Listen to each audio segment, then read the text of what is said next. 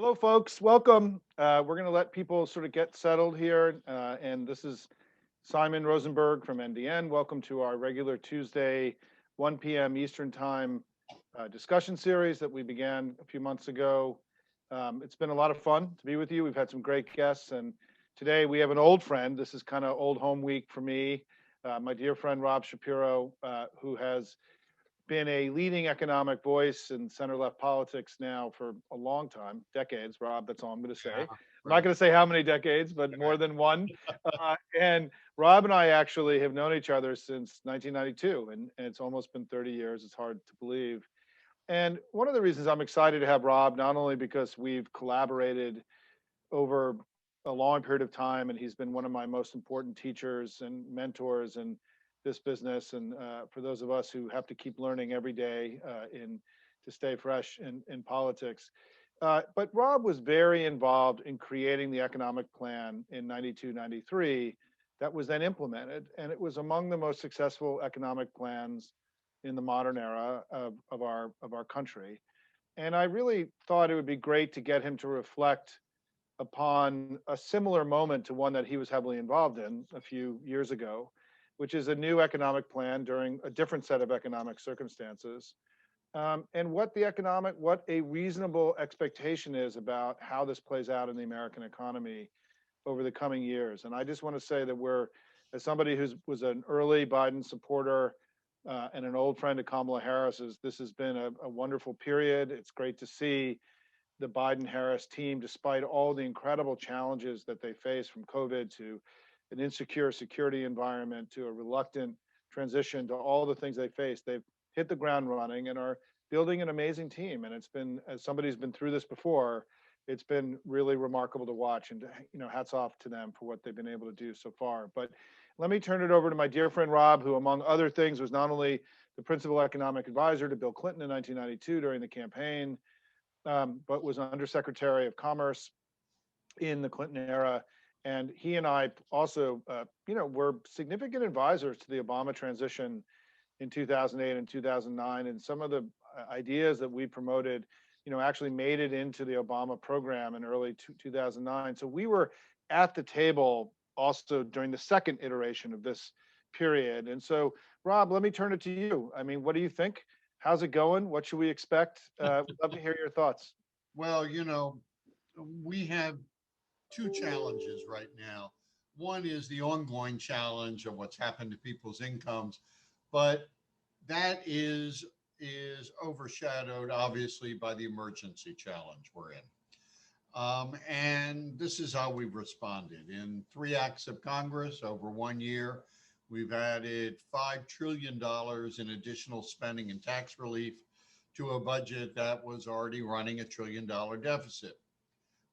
Sounds like a lot, but I, for one, would do most of it again, recognizing that these are emergency measures that are part relief and part stimulus. The biggest item is the thousands of dollars the government is giving about 90% of households. The majority of these households have not seen falling incomes, but both parties decided that since government couldn't prevent the pandemic and until recently wouldn't do much to slow it, they could make people feel better by giving them money. That's stimulus. Of course, they didn't forget about the other 10% of affluent and wealthy people. The Fed pumped $3.4 trillion into the financial system, which have supported stock and bond prices. That's more stimulus this time for the financial markets and for those who own financial assets. As for the relief, the government also provided $860 billion more for unemployed people, adding first $600 per week and then $300 per week to their benefits, and covering millions of people who didn't qualify before, like gig workers. Government also provided some new spending for poor families who need relief on a more ongoing basis.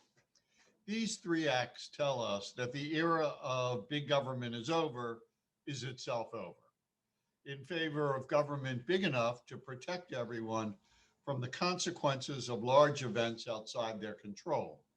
That is the organizing principle of social democratic government. So now let's briefly review what we've done over the past year. It starts with the $2.2 trillion CARES Act passed last March. That was the most straightforward of these three acts. $1,200 checks for every adult, 2,500 for a single adult, 2,500 for couples, 500 for each child, and the additional $600 per week for the unemployed. In addition, there was 350 billion in forgivable loans for smaller and medium-sized businesses. That was the PPP program. 500 billion in loans for large companies, 340 billion for state and local governments, and 130 billion for healthcare providers. The economic case for this is undeniable. The economy was in the most dramatic free fall we've ever seen. It was contracting at a 33% rate at that time. In December, this was followed by another 900 billion that was added to the Appropriations Act in the wake of the second wave of the pandemic. Much of it, therefore, just extended what the CARES Act had done. Another round of $600 per person checks, $300 in added unemployment benefits, another 325 billion in forgivable loans to small and medium businesses, and 69 billion for testing, vaccinations, and healthcare providers.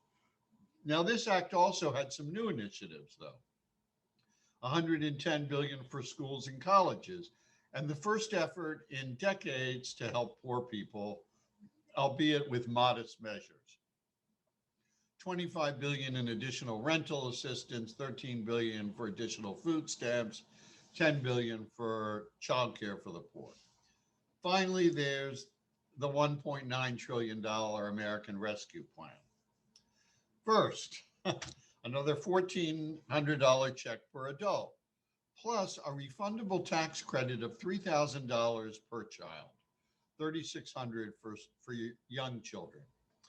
For a couple with two small children working full time, so that together they earn, say, $75,000 to $100,000. They get $10,000 on top of the $5,700 they had already received from the prior act. So that's $15,700. There was also in the rescue plan a refundable child care credit of up to $8,000 per couple. So if our family had $8,000 in child care costs, their total benefits are now $23,700. That's a windfall that leaves them probably in better shape than they were before COVID. And that means it's serious stimulus. The most important part of this, however, is that the child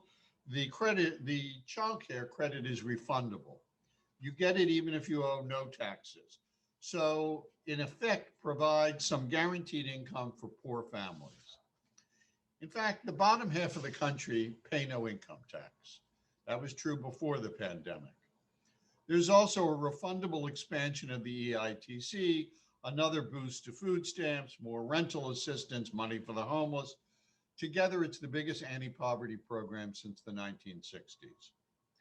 And then there's another round of what we've already seen, another extending the additional $300 per week in unemployment, a tax holiday for the first $10,500 in unemployment benefits, more money for state and local governments, more money for schools and colleges, more money for health care. And finally, the act includes some measures that Democrats have wanted to pass for a long time. In the tradition of Rahm Emanuel's phrase, never let a crisis go to waste. So there's a bailout for multi-employer pension plans. There's $50 billion for public transit and airports, airlines and Amtrak, and some more money for cybersecurity. So the question is, what does all this mean economically? Most of it is short term, but pushing $5 trillion in spending and an additional $3.4 trillion in credit into the economy, the result will be a boom.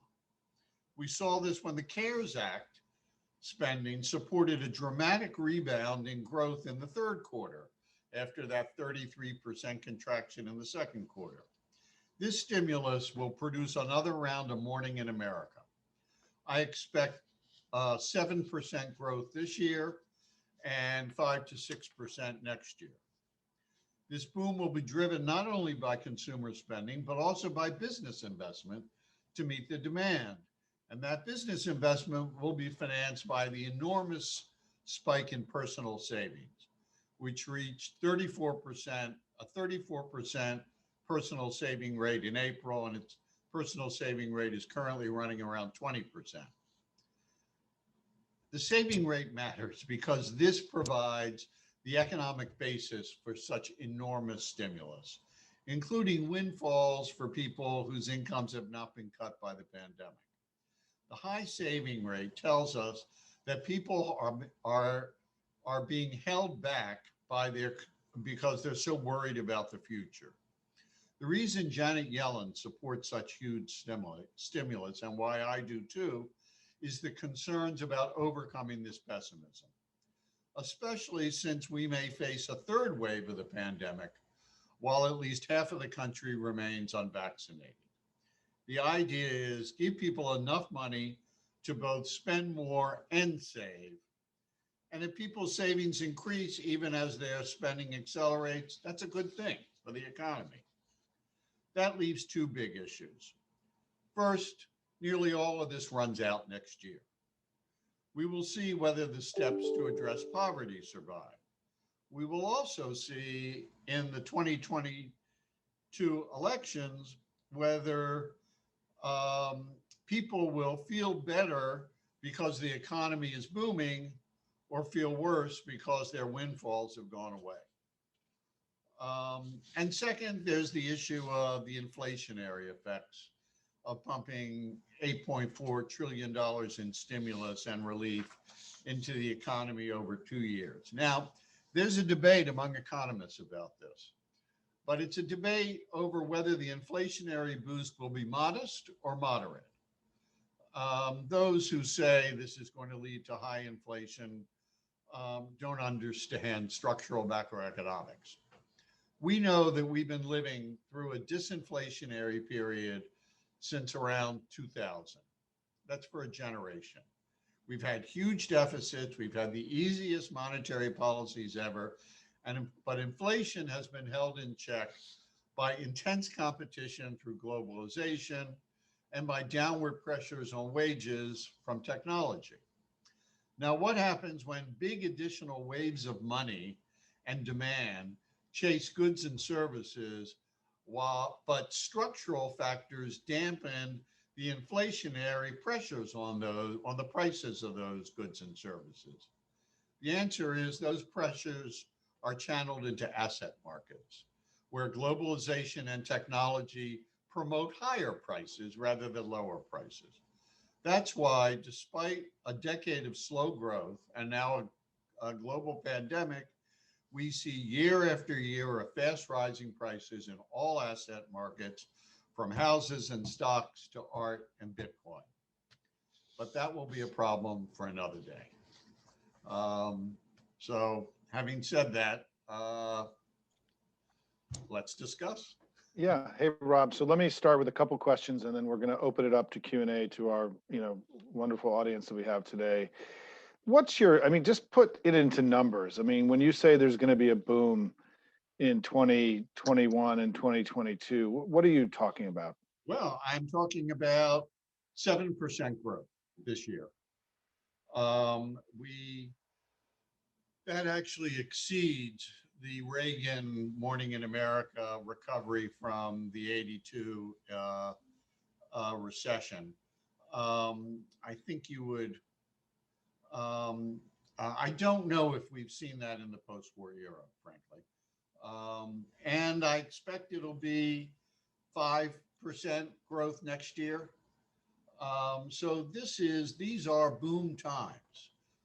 That's what happens when you push this much spending power and rising asset value into the economy. And as I say, It's the right thing to do because this is a type of emergency that has left everyone worried about their own future. Um, and so we have to overcome that.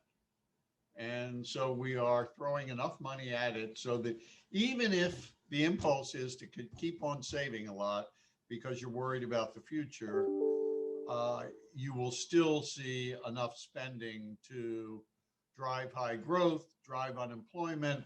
I think the official rate of unemployment by the end of the year will probably be under 5%, probably around 4.5%. That's the official rate.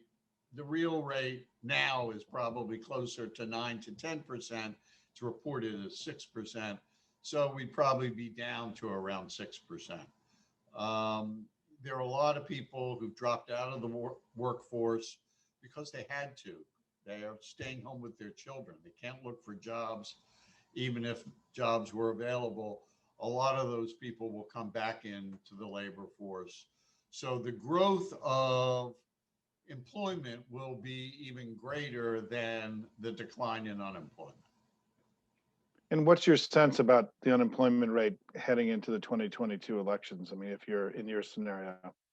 In this scenario, the unemployment rate should be somewhere in the range of 4% going into the election. Uh, this is, that says at the same level that we saw at the end of the Obama cum Trump expansion and the same levels we saw at the end of the Clinton boom. I mean, what's remarkable to me, in our presentation we do called With Democrats, we go back and look at economic data over the last 30 years. And in the last 16 years of Democratic presidents, Democrats have created 34 million jobs. And over the last 16 years of Republican presidents, they've created 2.7 million jobs. And so what it means is that within a short period of time, Biden will have created more jobs in his first 2 years than the two Bushes and Trump did combined in their three presidencies. And, the contrast between our continued competency on economic matters and their continued failure, three in a row, three recessions in a row, spiraling deficits, all those things. It's becoming one of the central sort of political economy, issues of our time, right? And that we've had, a one political party that's been repeatedly successful in being stewards of the economy, and another one that have repeatedly failed. Well, if there's a real parallel between Trump's response to the pandemic and Bush's response to the financial problems. If you have in office a party that doesn't believe in government, when it begins to see signs of a problem, it says government is not the one to deal with this. So that when Bear Stearns went down, the Paulson Treasury and the Bush White House said the market will take care of it and put nothing in place to try to even understand if Bear Stearns was a black swan event in itself or was a harbinger, as lots of people were saying, of serious stresses in the financial markets. That's the same thing in a financial context as the virus will just disappear. So last question for me, and then we'll open it up, is just, I'm going to ask you to speculate a little bit. I mean, this is a little risky, but I mean, Biden's approval right now on COVID is up in the 60s and 70s. We had a poll this week that showed his economic approval, which had been trailing his COVID approval substantially, was actually climbing significantly and getting up into the low 60s. What do you think it would mean for 5, 6, 7% of the country that are the people on the edge of the Republican coalition who are open and favorable? Their minds have already been opened to Biden because of, if he's up in the 60s, right, it means that they're at least believing that there are things that he's doing that are virtuous. How do you think this plays out politically? Where, is there a possibility to create Biden Republicans here who view him as having stepped in a time of crisis, got, resolved COVID, created a powerful economic engine that improved their own lives and the people that in their own families. Is that something that could be lasting, or something that at least through the next few elections could be meaningful and significant? It's certainly, I think you're going to see a lot of Biden Republicans in the 2022 election. It is very hard for me to imagine, kind of looking at history, that the Democratic Party will not get thanks from voters for simultaneously ending a pandemic and creating a financial boom. Whether that holds depends on what happens in the following 2 years, where by my scenario, we should have the opportunity to do a lot because we would continue to hold Congress. And whether they can, we are going to have to, in effect, kind of manage a withdrawal from this enormous infusions, withdrawal in the like a drug withdrawal kind of. But we're going to have to manage that economically.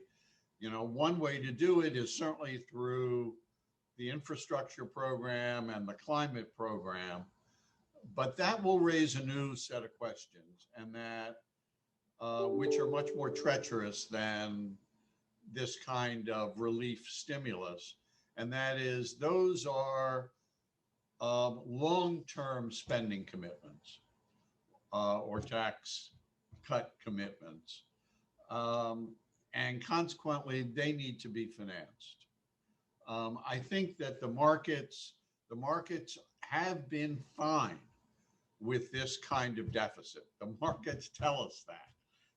We still have historically low bond rates. And that tells us that the markets do not believe big inflation is coming. And the stock market tells us they think this is going to be good for the economy. That's different when you are in a boom and you are putting in place long-term commitments that drive deficits up. They're going to have to raise taxes to do it. Or they risk economic problems. That is the time to take back part of the big corporate tax cut. It may well be a time to consider a wealth tax of some kind. It would only be on financial assets, because that's the only wealth you can accurately measure in real time. It marks to market every day. And that again will set up a real choice for voters in 2024. Let me open it up, folks, to questions. I could ask. I have many more for Rob, but I'm going to be responsible here and open it up to our wonderful audience. And there are two ways you can ask questions. For those of you, we're all experienced Zoomers now. One is to raise your hand, and I can call on you and put you into the conversation. And the other is to type. If you don't want to do that and you want to just type a question in the Q&A box, you can do that as well. Let me go to Garrett Gruner. Garrett, you're going to be first up. I'm calling on you here. Let me see if we can get you in here. Garrett, can you hear us? I can indeed. Yeah, welcome. Great. Can you see me? Because I don't have a window for myself. But yeah, anyway. we see your picture, and so. All right. Oh, that's fine. So, Rob, a great presentation. Thank you very much. First of all, quickly, could you say something about what you think the effects of this will be on the dollar? And secondly, what do you think the effects of this will be on inequality? And maybe, how much closer have we gotten to Western Europe as a result of these temporary measures? Are we sitting in the Atlantic? Have we become Portugal? Or where are we?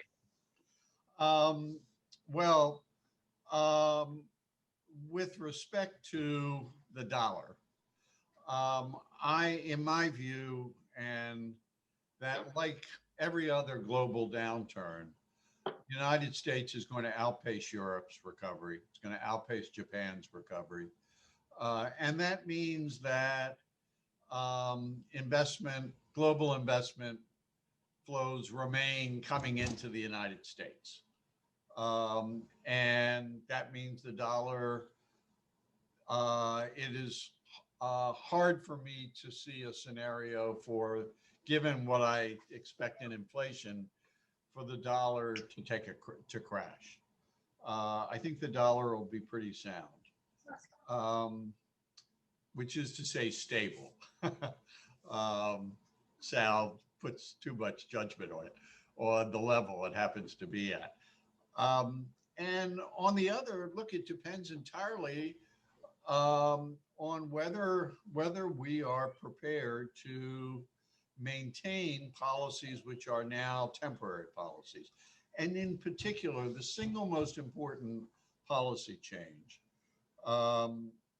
with respect to inequality and certainly with respect to poverty, but inequality generally, is the refundable child credit. This huge tax credit, which in effect provides a guaranteed income because it's refundable for all families with children, or all families that are under $150,000, which is the current, or $120,000, which is the current ceiling. I think if that, and they've also expanded the EITC again, a program that Clinton really brought to life. It existed before him, but Clinton made real. I'm happy to say that the design for that reform was the first thing that brought me and Clinton together. Why Clinton had any interest in me was from that proposal. If we sustain those, we will make the most meaningful progress against poverty that we've seen either since the Great Society or since the singularly broad boom of 1995 to 2000, when poverty fell sharply. Thanks, Rob. Thanks, Garrett. I'm going to try to get a couple in. We've got a bunch of folks in, so let me try to jump really quick. And I'm going to William Schuyler. William, welcome. If you can hear us, jump in here, William. All right, I can hear you. Thank you, Simon. Appreciate it. And Rob, it's good to see you again. It's been a while. I want to focus on one thing you had said, which was that what happens next will depend on how people perceive what's happened. So whether or not they perceive what they lose in benefits is bigger than what they gain in the economic growth, right? So that point that you made. And I'm just curious how you think about that as it relates to the comment that Simon made, which is, despite history, Republicans are given greater credit for managing the economy. And so I'd like for you to sort of think about economically, how do we think about that balance related to the political question that Simon's asking about how people perceive it? Well, certainly Democrats who are singularly successful with the economy get credit for it. And that was Bill Clinton. Bill Clinton's approval ratings when he left office were higher than any other president in the post-war era. And that was driven mainly by the judgment that he'd been great for the economy. I do think that, look, the big checks to everyone, or to most people, are a double-edged sword for Democrats, because it does play into the Republican line that Democrats just want to give away things and you're going to have to pay for it in the end with higher taxes. We get the economy going. I think Republicans have got a very hard time arguing against 5 to 7% annual growth for 2 years. I think that Biden will inevitably get credit for that. Whether or not the perception changes in a more lasting way, again, depends on how they manage 2023 and 2024, which, look, we know how to stimulate a depressed economy, right?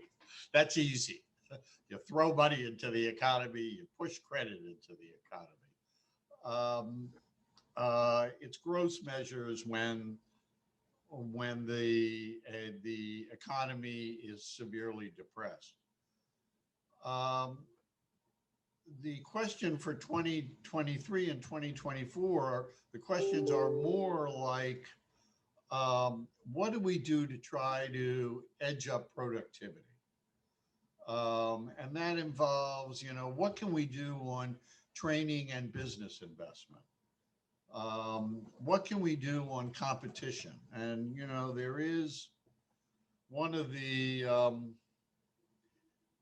it may be that one of the significant legacies of the Biden presidency will be what appears to be a shift in the approach to antitrust. That's very important, and could lead to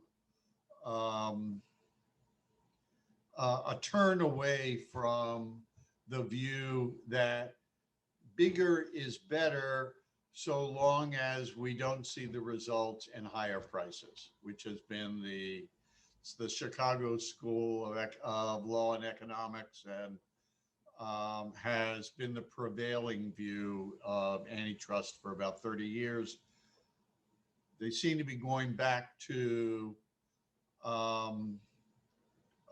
using standards of how does it affect competition? How does it affect entry? How does it affect innovation? Those were that's the traditional way to approach antitrust. And his appointments to the Federal Trade Commission and to the Justice Department are suggesting a move towards the new old view of antitrust. Rob, let me get in one more. I think Gretchen, I'm going to call on you. Welcome, Gretchen. Let's see if we can get you in here. Gretchen. Simon, I think it's actually Nelson Cunningham. Oh, hey, Nelson, how are you? Sorry. Well, I am Gretchen today. How do I look? Okay, you look great. Rob, I'm always looking for the backlash on something as big as this.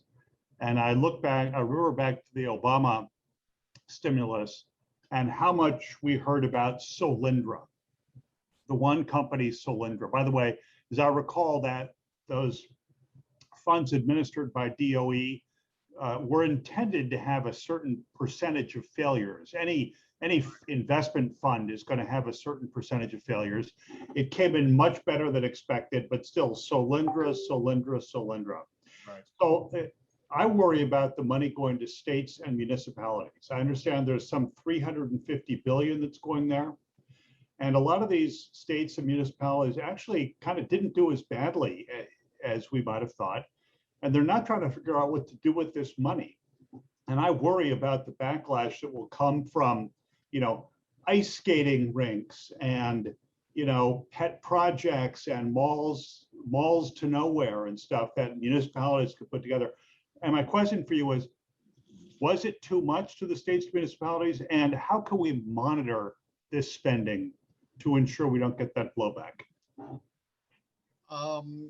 I agree with you, and I think there are going to be cases like that. The attacks on the Obama stimulus, I think, may have had greater effect because while it stopped the spiral to a depression and it produced a recovery, it did not produce a boom. And that made people more receptive to the Solyndra critique. But I am sure there are going to be cases like this. But here's the problem that Congress confronted, and that is, think about the CARES Act. It was passed in March, the end of March. The pandemic was recognized as a problem in the beginning of March.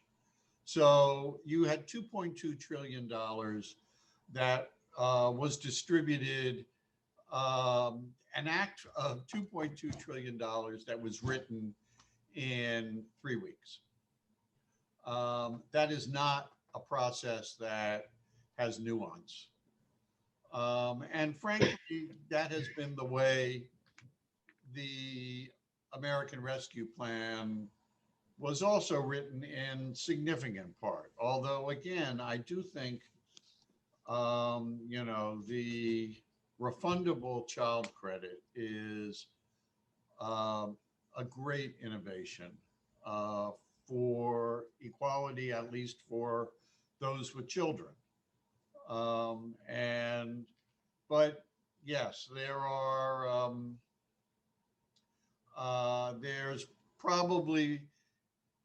was more money given to a lot of cities and states than they probably needed, at least needed with respect to the pandemic.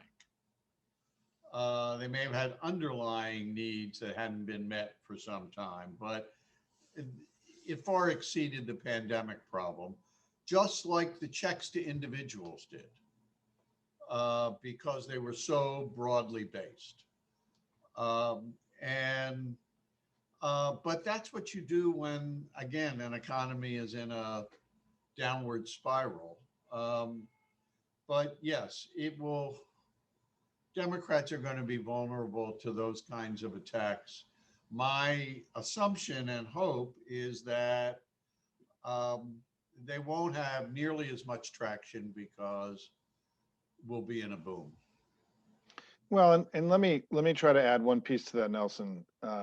As somebody who was working for the DNC at this point as the communications director in 1993, so I was involved in overseeing the selling of the Clinton program back then.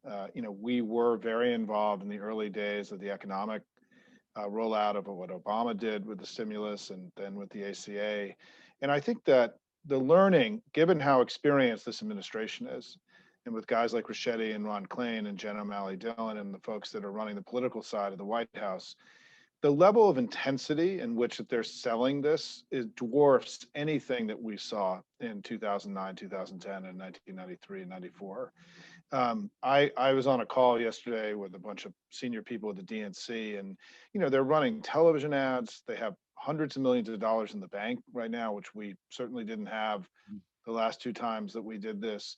They're being super aggressive, and it's not just with the with the principals and the travel that they're doing, but there's a whole massive ecosystem underneath this that's going to be selling this very aggressively in a way to try to run up the score, right? I mean, to try to politically seal the deal with as many voters as possible to make sure that any kind of these nitpicking attacks that will come are dwarfed by the enormity of what's happening here, right? The second thing I want to just say politically, and I think the thing that we just have to process is that Biden's living not in his approval rating right now. His approval rating's hovering in the low to mid 50s, depending on, some polls he's gotten up in the high 50s. But his approval on COVID and his approval on the economy have been up, somewhere from the high 50s to low 70s, right? We haven't really seen anything like that in a very long time. And I think this notion that there was this relentless grinding polarization where that a leader couldn't bring the country together. What we're finding is that on an issue that's this salient, right, COVID and the economic recovery, that, as Rob said, affects everybody and has changed the zeitgeist of this country, that Joe Biden has found something that can actually bring the country together and where he can reach into the Republican coalition and pull people out and at least have the door open, right? The door is open to him in a way that it was never open to Obama, I think, and that was also very only open to Clinton at the very end of his presidency. Remember, he got 43% of the vote in 1992, and he ended up leaving at 65% approval. It's sort of incredible, just because of what had happened with impeachment. But Biden is sitting in an extraordinary spot politically right now. And I think this team understands it. I think they sought it. They tried to get up into the 60s. They polled. They also did something that was deeply popular. They seized the moment where we had this kind of crisis that we may not have seen since, going all the way back to the 1920s and 1930s, right? And I think the Republican response to it has been so pathetic that we really are looking at something that could fundamentally restructure, not a realignment. I think that's too big, but a 5 percentage point shift in the electorate when we already won by 4 points, right, could be something that is historic and significant over a period of time. And my own belief is that this is within the realm of the possible now. And in part because, not just because of what Biden's done, but because of what the Republicans haven't done. They didn't put forward a counter proposal on COVID. They didn't make it clear to people they actually cared about ending the pandemic. They didn't put together a serious economic plan. They don't have a serious plan to deal with immigration. They don't have a serious plan to deal with healthcare. They've removed themselves from the playing field in a way that I don't think any of us have ever seen a political party disengage from the central issues of the day to the degree to which these guys have. And so it's not just that Biden's running up the score and kicking ass, is that these guys are the worst that we've ever seen and are the most ideologically extreme and loony group of people that we've encountered. And so that contrast between the slow and steady grinding, competence of Biden versus the wild, emotional, crazy extremism of the right is in many ways, to me, the greatest gap that I've seen between the two parties since I've been in this business, and potentially from a polling standpoint, potentially since the 1920s and 30s, right? And so it's a fascinating thing. I think we have to both. I think the public is going to be less open to the kind of critiques, Nelson, that you're talking about, because the lack of seriousness of the Republican Party right now. But certainly, I think the Biden team is anticipating this and is doing everything they can to get ahead of this. Today, they appointed Gene Sperling to be the guy who makes sure that the money is managed properly, that there are a de minimis number of these kinds of cylinders, right, to your point. But so I just want to say that I'm incredibly impressed with the political side. The governing piece has been excellent. The political side has been really excellent in my mind. And I think this is the best political team that we've had in the White House at this point in either of the last two administrations. And I think it's going to really matter, I think, in the fight, in the day-to-day brawl that's going to come.